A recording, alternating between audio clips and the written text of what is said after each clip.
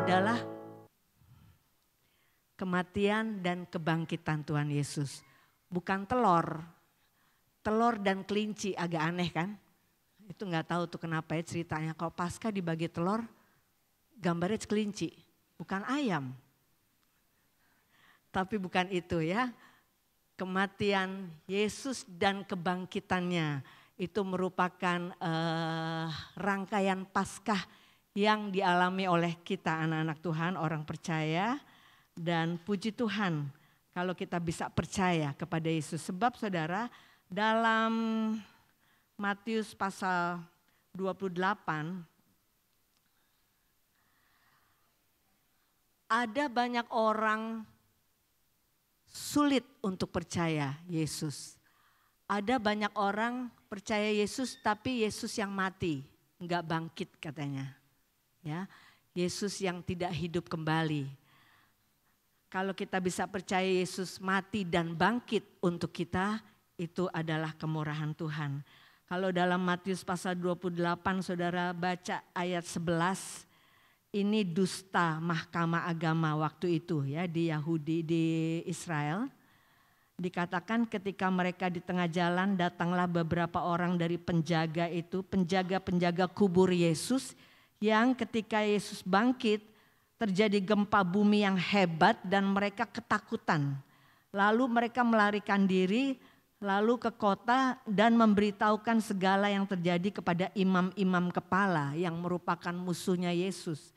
Dan sesudah berunding dengan tua-tua mereka mengambil keputusan lalu memberikan sejumlah besar uang kepada serdadu-serdadu itu dan berkata, kamu harus mengatakan bahwa murid-muridnya datang malam-malam dan mencurinya ketika kamu sedang tidur. Dan apabila hal ini kedengaran oleh wali negeri, kami akan berbicara dengan dia sehingga kamu tidak beroleh kesulitan apa-apa.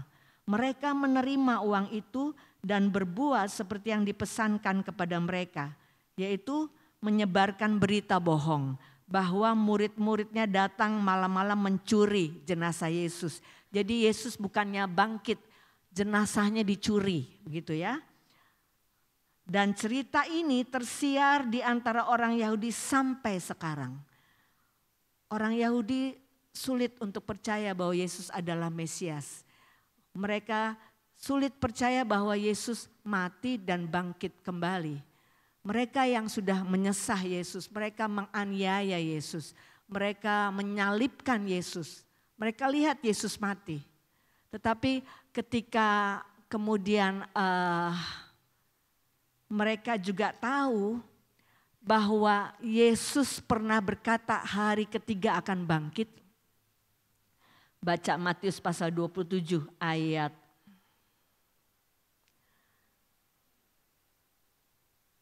62 mulai. Keesokan harinya yaitu sesudah hari persiapan, datanglah imam-imam kepala dan orang-orang Farisi bersama-sama menghadap Pilatus. Dan mereka berkata, Tuan, kami ingat bahwa si penyesat itu sewaktu hidupnya berkata, sesudah 3 hari aku akan bangkit. Mereka dengar Yesus mengatakan dia akan disalibkan, dia akan dibunuh. Tetapi sesudah 3 hari dia akan bangkit. Musuhnya Yesus ingat perkataan Yesus ini. Sehingga ayat 64, karena itu perintahkanlah untuk menjaga kubur itu sampai hari yang ketiga. Jikalau tidak, murid-muridnya mungkin datang untuk mencuri dia lalu mengatakan kepada rakyat, ia telah bangkit dari antara orang mati, sehingga penyesatan yang terakhir akan lebih buruk akibatnya daripada yang pertama. Kata Pilatus kepada mereka, ini penjaga-penjaga bagimu, pergi dan jagalah kubur itu sebaik-baiknya. Maka pergilah mereka dan dengan bantuan penjaga-penjaga itu mereka memeterai kubur itu dan menjaganya supaya enggak ada murid yang mencuri jenazah Yesus. Ya, mereka dengar Yesus katakan pada hari ketiga akan bangkit, mereka takut itu cuma enggak percaya bahwa Yesus bisa bangkit. Nah, mereka hanya suruh jaga itu kubur, jangan sampai ada yang curi. Nah, lalu karena Yesus buat mereka ini, buat imam-imam kepala dan orang-orang Farisi adalah seorang penyesat. Ya, seorang yang mengajarkan jalan yang sesat. Mereka tidak mau orang banyak ikut Yesus dan jadi percaya. Siapa yang tidak percaya Yesus adalah musuhnya Yesus. Amin. Antikristus itu musuhnya Yesus. Firman Tuhan katakan oknum antikristus di akhir zaman ini akan muncul. Tetapi belum muncul. Hanya antikristus sudah ada. Artinya roh-roh antikristus itu sudah ada. Roh-roh yang menentang Kristus. Roh-roh yang tidak mau percaya kepada Yesus. Ya, yang mengatakan bahwa terbalik malah mereka bilang Yesuslah penyesat. Ya, tetapi saudara kita lihat dari zaman waktu ini terjadi, saudara, sudah sekian ribu tahun, sudah ada penyesatan yang sebenarnya. Mereka mengajarkan kepada orang-orang Yesus gak bangkit, cuman dicuri. Dan itu dikatakan jelas oleh firman Tuhan, cerita itu tersiar di antara orang Yahudi sampai sekarang.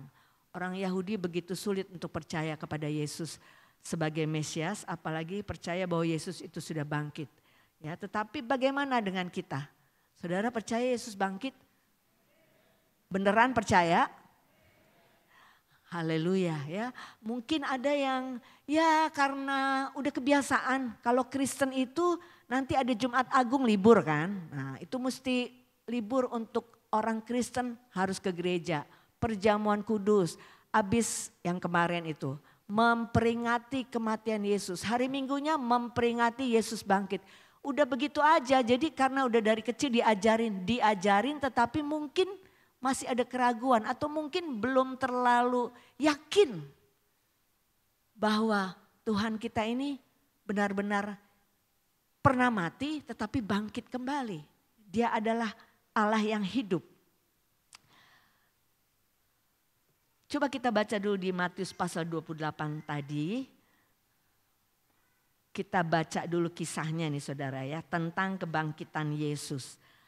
Mulai ayat pertama, setelah hari Sabat lewat, menjelang menyingsingnya fajar pada hari pertama minggu itu, pergilah Maria Magdalena dan Maria yang lain menengok kubur itu. Maka terjadilah gempa bumi yang hebat, sebab seorang malaikat Tuhan turun dari langit dan datang ke batu itu dan menggulingkannya lalu duduk di atasnya. Wajahnya bagaikan kilat dan pakaiannya putih bagaikan salju.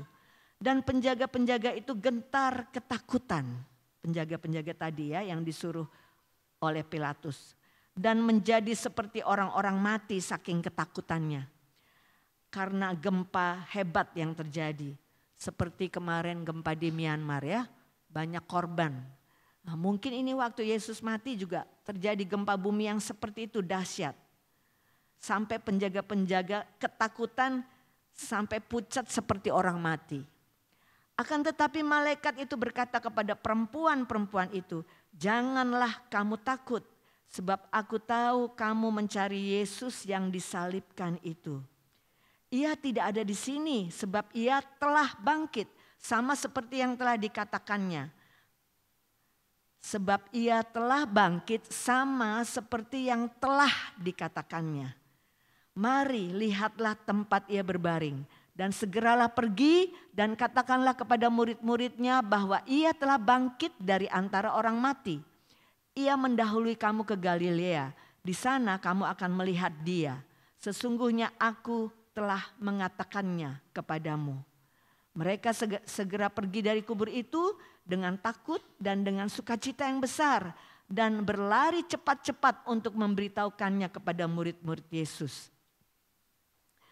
Dan seterusnya sampai di situ dulu pembacaan kita. Saudara, jadi di sini jelas peristiwa di mana kita bisa saksikan ketika Yesus bangkit itu Yesusnya belum kelihatan tetapi ada malaikat yang menyaksikan. Tapi malaikat ini berwujud manusia ya, yang pakaiannya di sini katakan putih bagaikan salju, jadi putih mengkilat gitu ya, seperti kilat, menyilaukan. Yang heran adalah malaikat itu kemudian mereka tidak berbicara kepada penjaga-penjaga yang ketakutan. Karena mereka tahu penjaga-penjaga itu bukan orang yang percaya, bukan pengikutnya Yesus. Malaikat ini hanya berkata kepada perempuan-perempuan yang merupakan murid Yesus. Dan apa katanya? Jangan kamu takut. Jadi jaminan janganlah kamu takut. Tuhan katakan itu kepada orang yang percaya. Haleluya. Tuhan tahu siapa yang percaya, siapa yang tidak percaya. Tuhan tahu siapa yang mengikut Yesus, siapa yang enggak ikut Yesus. Ada juga apalagi ini sekarang kita di zaman yang sudah akhir ini, firman Tuhan katakan ada orang-orang yang sepertinya pengikut Yesus ada di dalam sama-sama di dalam ibadah. Tetapi dia sesungguhnya, kata ayat firman, bukan sungguh-sungguh dari kita. Bukan bagian dari orang percaya.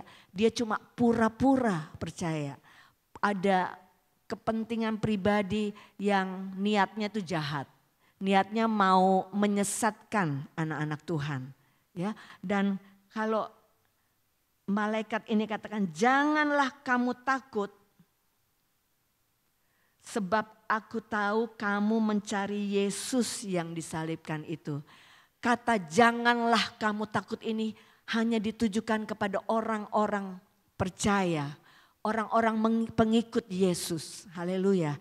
Kita ini orang-orang yang percaya kepada Yesus. Dan saudara kalau dengar, kalau lagi gelisah, lagi senewen ya, senewen. Apa ya senewen bahasa Indonesia? Bahasa Indonesia itu senewen. Khawatir banget, lalu ada kata ini, jangan takut, aku jamin, aku jaga engkau. Tenang enggak? Tenang bukan rasanya ya, ada damai di hati, ada seperti disiram oleh air dingin yang segar gitu, jangan takut. Itu Tuhan beri hanya kepada orang-orang yang percaya. Dia enggak bilang sama penjaga-penjaga yang ketakutan itu. Malaikat tujukan itu kepada perempuan-perempuan murid-murid Yesus. Haleluya. Ya, lalu dikatakan ia tidak ada di sini sebab ia telah bangkit sama seperti yang telah dikatakannya. Kalau nggak salah saya pernah sampaikan di sini, sebelum Tuhan mati dan bangkit, sebelum peristiwa itu terjadi, Tuhan sudah memberitahukan 4 kali kepada murid-muridnya, kepada pengikutnya, ya, tentang bahwa dia anak manusia akan disesah, akan dianiaya, akan disalibkan, dibunuh oleh tadi itu para imam-imam kepala dan orang-orang Farisi, orang Yahudi yang menjadi musuhnya Yesus. Sudah diberitahukan dalam Matius pasal 16 ayat 21-23, Matius 17 ayat 22-23 itu pemberitahuan kedua. Pemberitahuan ketiga dalam Matius 20 ayat 17 sampai 19. Pemberitahuan keempat Matius 26 ayat 1 sampai 2. Perkataan Yesus sama, bahwa dia anak manusia akan mati, ini ringkasannya ya, akan mati disalibkan. Tetapi enggak titik. Beritanya mati, disalibkan, dan ada dannya. Kita coba lihat satu ayat deh ya. Matius pasal 16. Ayat 21. Sejak waktu itu Yesus mulai menyatakan kepada murid-muridnya bahwa ia harus pergi ke Yerusalem dan menanggung banyak penderitaan dari pihak tua-tua, imam-imam kepala dan ahli-ahli Taurat. Lalu dibunuh, belum titik, bukan lalu dibunuh titik mati, enggak. Lalu dibunuh dan dibangkitkan pada hari ketiga. Dalam pasal 17 pemberitahuan kedua juga sama ya saudara. Saya hanya ulang sedikit supaya kita ingat. Pasal Matius 17 ayat 22. Waktu Yesus dan murid-muridnya bersama-sama di Galilea, ia berkata kepada mereka, Anak manusia akan diserahkan ke dalam tangan manusia dan mereka akan membunuh dia, Enggak titik. Dan pada hari ketiga ia akan dibangkitkan. Demikian juga dalam pemberitahuan ketiga di Matius pasal 20 ayat 17 dan 19 ya. Yesus sudah memberitahu bahwa dia memang akan mati, dibunuh. Tetapi ada dannya. Dan akan dibangkitkan pada hari yang ketiga.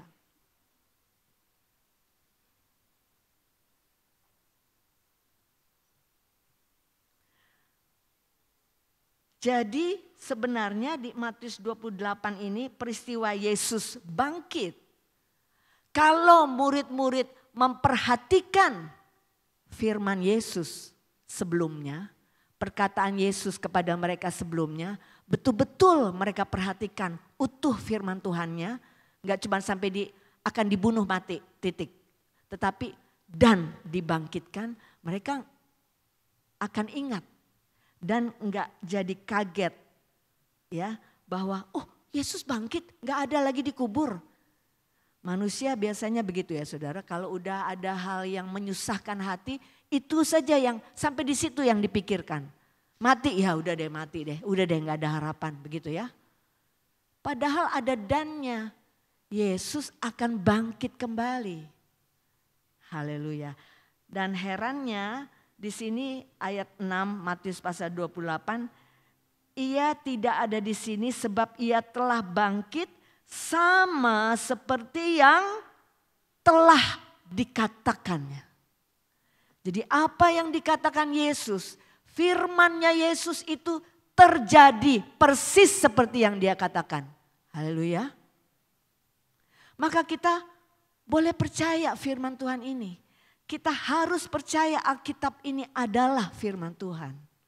Kebangkitan Yesus pertama itu untuk menunjukkan bahwa Alkitab kita adalah benar. Apa yang dicatat di dalam Alkitab ini, kata-kata Yesus sebelum peristiwa Yesus mati dan bangkit, sudah dikatakan oleh Yesus dan terjadi. Amin.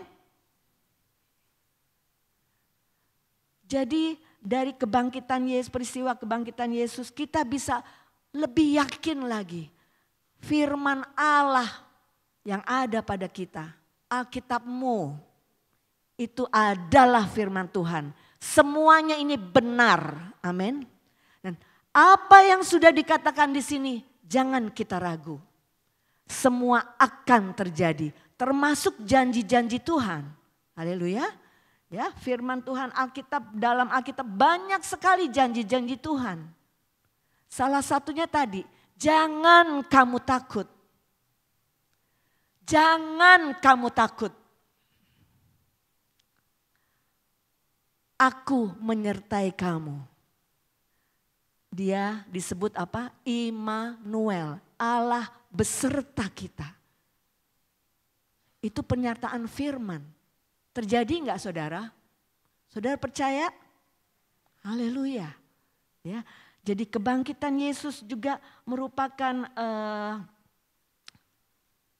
penting untuk kita orang percaya karena dia seperti membuktikan bahwa Alkitab yang kita baca ini benar. Apa yang difirmankan Allah, apa yang diucapkan Yesus dicatat dalam Alkitab itu adalah ya dan amin adanya. Benar. Haleluya. Lalu Yesus setelah dia bangkit, dia gak langsung naik ke sorga kan. Dia masih berada dalam dunia ini selama 40 hari. Dia menyatakan diri kepada murid-muridnya, kepada pengikut-pengikutnya untuk membuktikan ini aku. Aku tidak mati terus, aku bangkit. Haleluya. Coba kita baca ini kalau dalam 1 Korintus pasal 15 ini ringkasannya ya. Tapi kalau ayat-ayatnya satu-satu bisa juga saudara lihat di dalam Injil. Tapi di 1 Korintus 15 Rasul Paulus meringkaskan hal ini. 1 Korintus 15 mulai ayat pertama. Dan sekarang saudara-saudara, aku mau mengingatkan kamu kepada Injil yang aku beritakan kepada kamu dan yang kamu terima dan yang di dalamnya kamu teguh berdiri. Oleh Injil itu kamu diselamatkan asal kamu teguh berpegang padanya. Seperti yang telah kuberitakan kepadamu. Kecuali kalau kamu telah sia-sia saja menjadi percaya. Sebab yang sangat penting telah kusampaikan kepadamu. Yaitu apa yang telah kuterima sendiri ialah bahwa Kristus telah mati karena dosa-dosa kita. Karena pelanggaran kita sesuai dengan kitab suci. Bahwa ia telah dikuburkan dan bahwa ia telah dibangkitkan pada hari yang ketiga sesuai dengan kitab suci. Semua sesuai dengan kitab suci. Bahwa ia telah menampakkan diri kepada Kefas atau Petrus dan kemudian kepada ke-12 muridnya. Sesudah itu ia menampakkan diri kepada lebih dari 500 saudara sekaligus. Kebanyakan dari mereka masih hidup sampai sekarang waktu ini ditulis ya. Tetapi beberapa di antaranya telah meninggal. Selanjutnya ia menampakkan diri kepada Yakobus, kemudian kepada semua rasul. Dan yang paling akhir dari semuanya ia menampakkan diri juga kepadaku sama seperti kepada anak yang lahir sebelum waktunya. Kepada Rasul Paulus, Yesus menampakkan diri memang bukan persis waktu Yesus sudah bangkit dia jalan. Ya, dia sudah naik ke sorga, tetapi dalam Kisah Rasul pasal 9, Yesus secara pribadi menampakkan diri kepada Rasul, kepada waktu itu masih Saulus namanya ya. Dan mengatakan, mengapa engkau menganiaya aku Saulus? Lalu si Saulus berkata, siapa engkau? Akulah Yesus yang engkau aniaya. Jadi setelah itu kita tahu kisahnya, Saulus menjadi Paulus yang dipakai Tuhan untuk memberitakan Injil. Ya, ini kesaksian dari Paulus sendiri. Jadi Yesus setelah bangkit dia menampakkan diri kepada banyak pengikutnya. Ya, kepada Maria Magdalena dalam Yohanes pasal 20. Kepada 7 murid di Danau Galilea. Kepada murid-murid yang menerima amanat agung. Tadi kita baca dalam Matius pasal 28 itu. Kepada banyak orang tadi itu. Ya. Kepada Thomas, awalnya Thomas tidak percaya. Thomas maunya dia lihat dulu. Ya. Awalnya murid-murid juga tidak mau percaya. Ketika Yesus menyatakan dirinya kepada ini tadi wanita Maria Magdalena. Lalu Maria Magdalena menyampaikan kepada teman-teman murid yang lain. Murid-muridnya gak mau percaya. Saudara bisa baca itu di Markus pasal 16 ya. Awalnya murid-murid juga gak mau percaya. Karena apa? Mereka lupa. Gak ingat firman Tuhan itu yang katakan dan hari ketiga aku akan bangkit. Jadi hati-hati saudara kalau kita tidak memperhatikan firman secara utuh. Kita cuma sebagian-sebagian saja atau ya nggak perhatiin firman begitu aja lewat firman. Nggak ada artinya mungkin buat kita. Begitu ada kesusahan padahal sudah ada janji-janji Tuhan. Hati-hati saudara. Seperti murid-murid bisa jadi nggak percaya. Ketika Yesus menampakkan diri sesuai dengan firman-Nya. Mereka nggak mau percaya loh saudara. Bahwa Yesus sudah bangkit. Yesus sudah menyatakan diri kepada wanita Maria Magdalena. Yesus sudah menyatakan diri kepada wanita-wanita yang lain. Ketika wanita-wanita menyampaikan kepada murid-murid yang sedang berkumpul. Mereka nggak mau percaya. Dianggap omong kosong. Karena apa?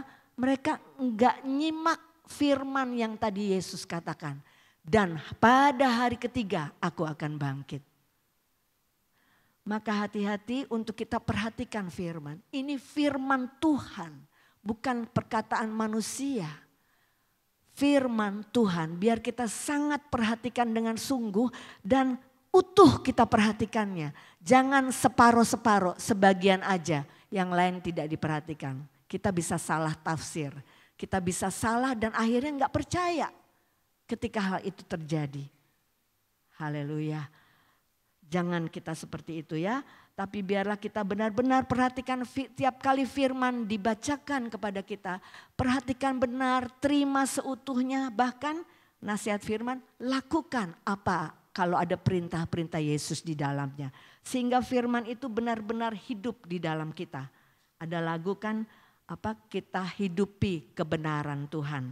Haleluya. Nah saudara, kebangkitan Yesus membuktikan dia hidup dan dia hidup selama-lamanya. Sekarang coba kita buka ke Roma pasal 6. Setelah Yesus bangkit, apa nih? Roma pasal 6 ayat 8 saya mulai bacakan. Jadi jika kita telah mati dengan Kristus, kita percaya bahwa kita akan hidup juga dengan Dia. Karena kita tahu bahwa Kristus sesudah ia bangkit dari antara orang mati, tidak mati lagi. Amin. Maut tidak berkuasa lagi atas dia. Sebab kematiannya adalah kematian terhadap dosa satu kali dan untuk selama-lamanya. Dan kehidupannya adalah kehidupan bagi Allah. Jadi Yesus hanya satu kali mati untuk selama-lamanya. Jangan kita menyalibkan dia ulang. Kita orang yang sangat durhaka. Ya, Yesus menjadi korban untuk menebus pelanggaran kita sehingga kita terbebas dari hukuman dosa, yaitu upah dosa ialah maut. Cukup satu kali dia lakukan itu. Biar kita punya hati percaya, terima kasih Tuhan. Jangan kemudian kita melanggar lagi seperti mau bikin Yesus disalib kembali. Kita orang durhaka saudara. Ya. Lanjut Roma 6. Ayat 11, demikianlah hendaknya kamu memandangnya, bahwa kamu telah mati bagi dosa, tetapi kamu hidup bagi Allah dalam Kristus Yesus. Sebab itu hendaklah dosa jangan berkuasa lagi di dalam tubuhmu yang fana, supaya kamu jangan lagi menuruti keinginannya. Dan janganlah kamu menyerahkan anggota-anggota tubuhmu kepada dosa untuk dipakai sebagai senjata kelaliman. Tetapi serahkanlah dirimu kepada Allah sebagai orang-orang yang dulu mati tetapi yang sekarang hidup. Dan serahkanlah anggota-anggota tubuhmu kepada Allah untuk menjadi senjata-senjata kebenaran. Sebab kamu tidak akan dikuasai lagi oleh dosa karena kamu tidak berada di bawah hukum Taurat, tetapi di bawah kasih karunia. Saat kita percaya Yesus, kita ada di dalam kemurahannya. Saudara, tetapi setelah kita percaya Yesus, seperti Yesus mati atas dosa, kita juga harus mati atas dosa. Lalu kita ikut sama dia, dia bangkit hidup untuk kebenaran, hidup untuk Allah. Dia juga ingin kita mati atas dosa, kemudian jadi ciptaan baru, pengikut Yesus, hidup untuk kebenaran sekarang. Jangan lagi hidup kita beri untuk dosa. Haleluya. Ini nasihat firman.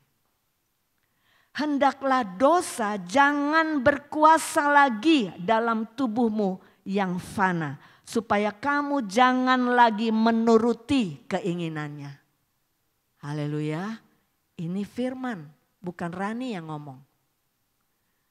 Mari kita perhatikan firman. Haleluya. Ya. Jadi memang kita belum sempurna, masih banyak kekurangan, kelemahan. Oke. Ya, ini Tuhan bekerja menyempurnakan mulai dari roh kita. Dia bikin kita jadi percaya Yesus, roh. Kemudian ke jiwa dan nanti terakhir tubuh ini. Tubuh ini sekarang belum diubahkan. Ini yang masih seringkali ada hawa nafsu kita di dalamnya. Kalau kita tidak jaga, kalau kita tidak kuasai, ini bisa bikin kita berdosa. Maunya seperti yang dunia tawarkan. Yang mau memuaskan keinginan manusia, itu dosa. Seringkali adalah pelanggaran terhadap firman. Dalam Roma 8 atau dalam Galatia 5 mulai ayat 16 jelas di sana dikatakan keinginan daging berlawanan dengan keinginan roh. Haleluya. Dengan keinginan Allah kita. Maka kita harus kuasai tubuh ini. Jelas di sini. Hendaklah dosa jangan berkuasa lagi dalam tubuhmu yang fana. Kita diberi kekuatan oleh Tuhan. Diberi kuasa Allah. Allah berikan kuasanya di dalam kita. Amin. Di dalam Roh Kudus dan di dalam kuasa firman ini. Kalau kita penuh firman Tuhan. Kalau kita penuh Roh Kudus. Kita mampu menguasai ini. Keinginan daging. Supaya kita enggak ikutin keinginan berdosa kita. Supaya kematian Yesus untuk kita tidak sia-sia. Haleluya. Yesus mati itu, Yesus mati lalu dia bangkit kembali. Dia katakan itu rela, dia sendiri. Dia berikan nyawanya, tetapi dia juga yang ambil nyawanya bangkit lagi. Karena dia adalah anak Allah yang maha kuasa. Tapi dia rela lakukan itu untuk menebus kita. Kita yang harusnya binasa, masuk neraka saudara. Kalau Yesus tidak mati di kayu salib, kita semua masuk neraka. Binasa selama-lamanya. Tapi bersyukur Yesus rela mati sampai di kayu salib. Supaya apa? Dia mati, kita hidup. Haleluya. Kita hidup sekarang. Kita hidup di dalam Yesus. Tapi perhatikan hal ini. Kita sudah ditebus dari hukuman dosa ini. Firman Tuhan katakan, jangan kita berdosa lagi. Tinggalkan dosa.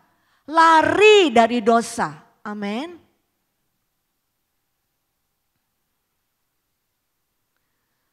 Enggak apa-apa saya ulang-ulang terus nih ya. Saya ingat sih saya ulang-ulang terus. Coba dulu ke Galatia. Kayak apa itu dosa? Dosa is pelanggaran firman Tuhan. Melanggar firman Tuhan. Melanggar aturan-aturan Tuhan. Ya. Tetapi pemicunya adalah perbuatan daging. Galatia pasal 5 mulai ayat 19. Perbuatan daging ini ya telah nyata, yaitu percabulan, hidup cabul, pornografi dan sebagainya. Teman-temannya itu. Kecemaran, hidup cemar. Dipenuhi dengan kesalahan, dipenuhi dengan dosa, nafsu dan sebagainya. Nafsu yang membuat orang berdosa. Hawa nafsu, penyembahan berhala. Menyembah kepada patung-patung. Bukan menyembah kepada Tuhan. Menyembah kepada berhala. Berhala itu bisa bukan hanya patung, tetapi apa saja yang kita buat itu jadi seperti Allah. Kita sembah, kita sayang-sayang, kita mungkin hartamu engkau sayang-sayang. Yang harta itu aja yang engkau perhatikan.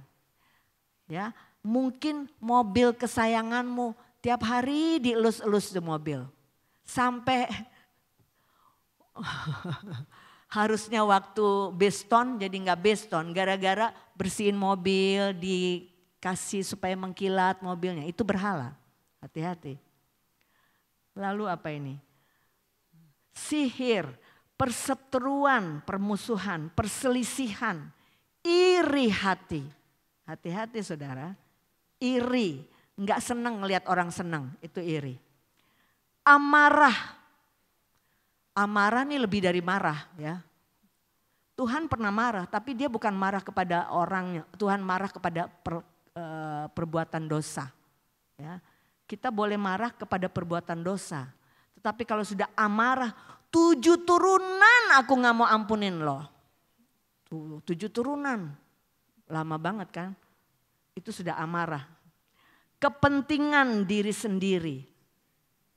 Kita lebih mementingkan diri sendiri dari kepentingan Tuhan. Dari kepentingan keselamatan orang lain. Percideraan, roh pemecah, hati-hati. Mengadu domba. Kedengkian, kemabukan, pesta pora dan sebagainya. Terhadap semuanya itu kuperingatkan kamu, seperti yang telah kubuat dahulu, bahwa barang siapa melakukan hal-hal yang demikian, ia tidak akan mendapat bagian dalam kerajaan Allah. Lalu saya ingat ada di Efesus deh. Efesus pasal 4, ini manusia baru, ya.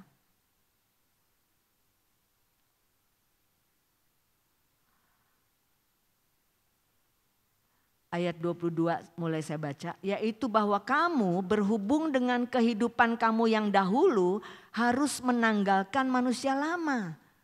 Tadi itu manusia lama, perbuatan daging yang menemui kebinasaannya oleh nafsunya yang menyesatkan. Supaya kamu dibaharui di dalam roh dan pikiranmu dan mengenakan manusia baru yang telah diciptakan menurut kehendak Allah dalam kebenaran dan kekudusan yang sesungguhnya.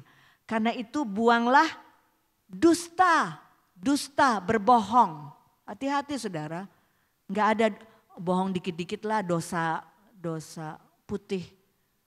Dosa putih dosa bukan. Dosa mau warnanya apa juga is dosa. D-O-S-A, sama dosa ya. Bohong dikit-dikit, ya udah bohong ya kan. Mau dikit kayak mau banyak, mendingan bohong banyak sekalian ya, karena sama dosa.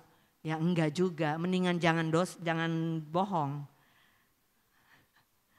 Buanglah dusta dan berkatalah benar seorang kepada yang lain, karena kita adalah sesama anggota. Apabila kamu menjadi marah, ini jangan kamu berbuat dosa. Jangan matahari terbenam sebelum padam amarahmu. Dan jangan beri kesempatan kepada iblis. Hati-hati kalau kita sedang marah, ya. Jangan beri kesempatan iblis buat kita berdosa. Udah dari kemarin nahan marah, sekarang bikin lagi gue kesel, gue marah nih. Tiba-tiba keluar tuh kebun binatang. Kebun binatang kalau gajah loh, Reki kalau saya bilang gajah loh marah nggak? Marah gajah. Semut loh marah. Kalau saya bilang monyet loh marah. Hati-hati ya. Itu bikin orang marah, kita beri kesempatan kepada iblis untuk jadi berdosa dengan marahnya kita. Tapi kalau marah di sini nasihat firman Tuhan adalah cepat-cepat selesain supaya marahnya jangan lama-lama. Sebelum matahari terbenam udah baikan gitu maksudnya ya. Masalah diselesaikan segera. Apalagi kalau lagi melayani, jangan ada aku mau cuti dulu pelayanan, kenapa? Lagi nggak mood. Ya elah, nggak ada pelayanan begitu ya saudara. Jangan menunda pelayanan. Masalahnya yang saudara selesaikan, pelayanannya dijalanin terus. Amin. Ya, jangan menunda pelayanan. Ah lagi nggak mood. Emangnya kita tahu ntar pagi kita masih ada. Jangan, pelayanan harus terus kita, tapi kalau ada nggak mood, lagi nyesek nih, itu selesaikan cepet-cepet supaya pelayanannya bisa terus jalan, begitu loh maksudnya. Ya, sebelum matahari terbenam, marah diselesaikan. Orang yang mencuri jangan ia mencuri lagi, tapi baiklah ia bekerja keras dan melakukan pekerjaan yang baik dengan tangannya sendiri supaya ia dapat membagikan sesuatu kepada orang yang berkekurangan. Saya sangat percaya Tuhan itu mau kita rajin. Tuhan gak senang orang yang malas. Bekerja keras untuk cari uang, ya, melakukan pekerjaan yang baik dengan tangan sendiri apa saja, dengan doa. Dengan doa maka Tuhan bisa berkati kita. Saya sangat percaya itu. Ya. Lalu ayat 29, jangan ada perkataan kotor keluar dari mulutmu, tetapi pakailah perkataan yang baik untuk membangun di mana perlu, supaya mereka yang mendengarnya beroleh kasih karunia. Jangan kamu mendukakan Roh Kudus Allah yang telah memeteraikan kamu menjelang hari penyelamatan. Segala kepahitan, kegeraman, kemarahan, pertikaian dan fitnah hendaklah dibuang dari antara kamu. Demikian pula segala kejahatan. Banyak yang harus kita perhatikan ya, yang membuat kita bisa berdosa di hadapan Tuhan. Tuhan mau jangan lagi dosa itu berkuasa dalam tubuh yang fana ini. Si musuh kita iblis selalu mau bikin kita berdosa, mau bikin anak Tuhan terseret jauh dari Tuhan. Tapi kita jangan ikuti dia. Kita percaya Yesus kan? Ikutlah Yesus, ikut apa yang firman Tuhan katakan. Berusaha untuk jangan sampai dosa berkuasa lagi dalam hidup kita. Ya, jangan biarkan ini nafsu ini nih, tubuh yang fana ini membuat kita jadi berdosa. Saya percaya kalau kita tahu kebenaran firman Tuhan, kita tahu kebenaran Allah, kita akan tahu mana yang benar, mana yang gak benar. Amin. Kalau kita tahu mana yang gak benar, maka kita jauhin itu. Itu maksudnya. Supaya kita gak berdosa lagi. Tuhan mengerti kita belum sempurna, masih bisa jatuh. Tetapi Tuhan lihat hati. Kalau hati kita sengaja, enak sih nih Tuhan dosa. Udah deh ulang gak apa-apa lah, dikit-dikit ulang. Soalnya yang ini enak Tuhan dosanya gitu ya. Kalau kayak hari Jumat kemarin Bapak Gembala bilang, hari Jumat ya, apa hari Minggu lalu. Kalau godaan kalau tantangan dari dunia ini yang bikin kita berdosa, itu gampang kita hadapinya karena kita tantangan.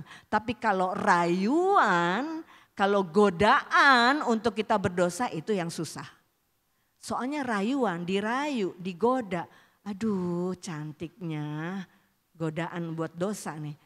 Nggak ada yang lihat, nggak apa-apa lah sekali-sekali. Ya. Kalau hati ini sudah memang mau berbuat dosa, gampang. Tapi kalau hati ini kita bungkus dengan firman Tuhan, kekuatan firman dan ada Roh Kudus dalam hidup kita, kita nggak mudah berdosa, saudara. Amin. Nggak mudah berdosa. Kita sudah milik Yesus. Yesus ada di dalam sini. Firman-Nya ada di dalam sini. Kita sudah tahu mana yang benar, mana yang tidak benar. Amin. Tahu mana yang benar, tahu mana yang tidak benar. Mana yang saudara mau pilih? Yang benar atau yang tidak benar? Kemarin dikatakan jalan ke sorga lebar, enak memang. Tapi enggak benar. Ujungnya neraka. Jalan yang benar susah memang karena sempit. Banyak tantangannya. Tapi ujungnya sorga. Enggak apa-apa kita jalan susah-susah sekarang. Tapi ujungnya bahagia selama-lamanya. Senang selama-lamanya di sorga sana. Amin. Dan firman Tuhan sudah nasihatkan. Kalau Yesus saja menderita, maka pengikut Yesus pasti akan menderita dalam dunia ini. Sebab apa? Orang dunia menolak Yesus. Maka orang dunia juga menolak kita yang mengikut Yesus. Tapi itu kalau kita susah karena nama Tuhan. Bukan susah karena dosa sendiri. Ya, nah firman Tuhan ini jelas sekali. Jangan lagi kamu berdosa. Jangan lagi kamu biarkan tubuhmu berdosa.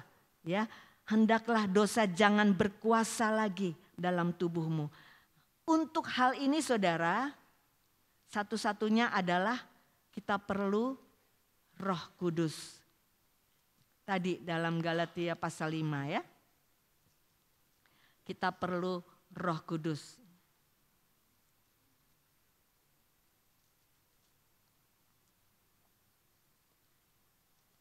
Ayat 16.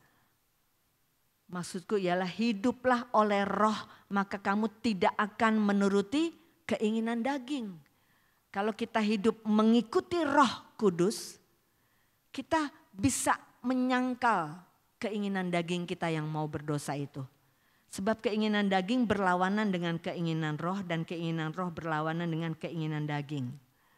Ayat 18, akan tetapi jika kamu memberi dirimu dipimpin oleh roh, maka kamu tidak hidup di bawah hukum Taurat. Perbuatan daging telah nyata, tadi kita sudah baca. Tetapi ayat 22-23 itulah buah roh. Buah roh inilah yang harus justru keluar dari hidup kita. Bukan perbuatan daging. Buah roh yaitu kasih, sukacita, damai sejahtera, kesabaran, kemurahan, kebaikan, kesetiaan, kelemah lembutan, penguasaan diri. Ini adalah buah roh. Kalau kita ingin buah roh ini keluar dari hidup kita, kita berdoa tiap hari, Roh Kudus kerja dalamku. Roh Kudus semakin kerja lebih dalamku. Kuasai hidupku. Di sini dikatakan pimpin hidupku. Haleluya. Ayat 25, jika kita hidup oleh roh, baiklah hidup kita juga dipimpin oleh roh. Kemarin sudah dikatakan dipimpin artinya berjalan selaras dengan Roh Kudus, dengan Tuhan sendiri. Kita berjalan sesuai dengan maunya Tuhan, bukan maunya kita.